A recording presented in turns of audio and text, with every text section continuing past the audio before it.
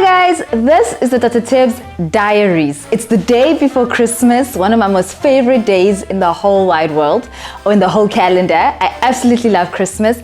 And so I thought that before we go into the Christmas, day and eating and celebrations, let us just talk a bit about our diet. So this week we had Carla Lawrence, an experienced, quite well-versed, expert in diet. She's a dietitian, and she's working right out here in Cape Town, in Milnerton.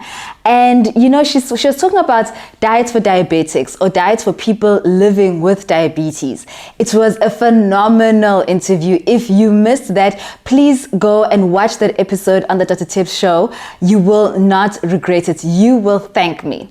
So we're talking about that, but on a more personal note, I have had a consultation with Carla, and it has proven immensely helpful. Like, she just went down to the nitty-gritties. It was as if I was at the doctor for food, and being a doctor myself, I work very hard. I work long hours, and I'm also very busy with different projects like the Dr. Tebz show.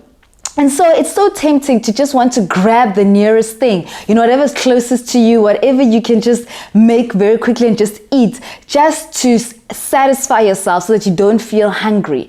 But that's not the point of food. You've got to have a relationship with food. This is what Carla has taught me. You have to have a relationship with your food, a healthy one, So I'm going to share with you a couple of pointers that I have learned from Carla that I think you might find helpful. So first and foremost, you need to think about what is your energy intake as a person. When I went to consult her, she took my weight, she worked out all, my height, all of that, the BMI, she took all of that.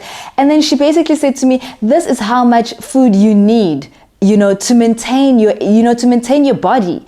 Because even at rest, your body is always working. Your body is eating up energy. It's using up energy. So you need to be having a certain amount of food to actually meet those requirements, And so then she told me, okay, this is how many kilojoules you actually need. And I was like, oh my goodness. And then we went on with that. And then I was like, okay, so that's the first thing I need to always be aware of, that I need to feed my body so that it has energy. Otherwise, you're just tired all the time. And who wants that, right? And then the second thing I learned from Carla is that, we all know this, and it's supposed to be common sense, but you actually have to think about your food groups with intention. You have to say there's carbohydrates, there's proteins, there's fats, and you've got your vitamins and your minerals. You actually have to think about it and say, okay, if these are the food groups I'm having, do I have those food groups in my cupboards, in my pantry? When I buy my groceries, do I buy, this is my proteins and my carbohydrates, these are my, my fats. This is what I'm actually eating. You need to plan ahead. That's the third thing I learned from Carla. Food preparation is so important. You actually have to plan ahead and say, okay, this week, what am I going to eat? And it's funny, as people, we plan our work day, we plan what we're going to wear, we plan what we're going to buy, for our kids at school, when they start school. We plan for everything, our finances. But for some reason, when it comes to food, we don't plan so well. And imagine that you are feeding your body. Your body needs to be given the nutritional, supplementation that it needs to function. It's like thinking to yourself, I'm going to put water in your petrol tank just because it's the closest thing to your car. You've got the tap there. But you don't do that. You actually say to yourself, I need to go to the petrol garage and to pour petrol into my car. So it's the same thing with your body. You actually have to think about it. Like, what am I going to eat this week? For breakfast, what is my carbohydrates? What are my proteins? What are my fats? Or for example, what I learned from her also is that it's not just about each meal. It actually has to accumulate, or you have to put it all together in one big thing. Like, so for example, like a basket, like you say, okay, today for the whole day, this is how much carbohydrates I need, this is how much protein I need, this is how much fats I need to make up my kilojoules.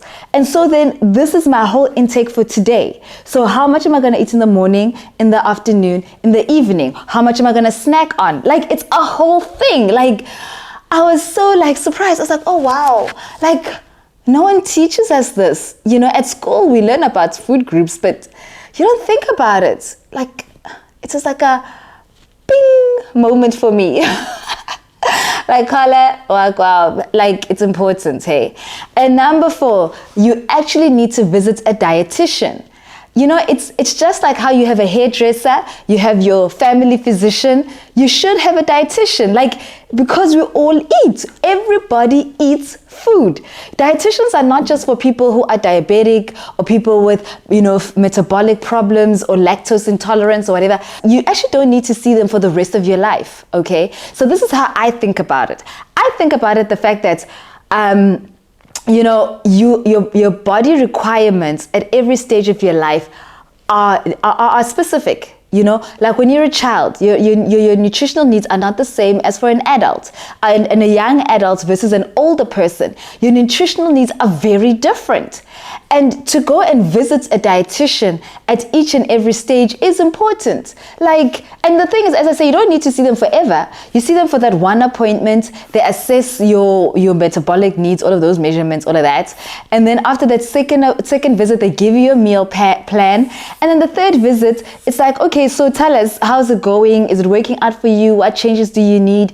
And then you continue until you're like, okay, I'm actually able to run on my own with this, you know, and then you, boom, done and sorted. And then you continue with that meal plan until you've got, you know, new needs, or yeah, you've got new requirements for your diet.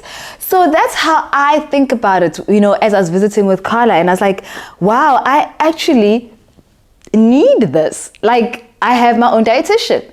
And the thing is, dietitians are not just in private.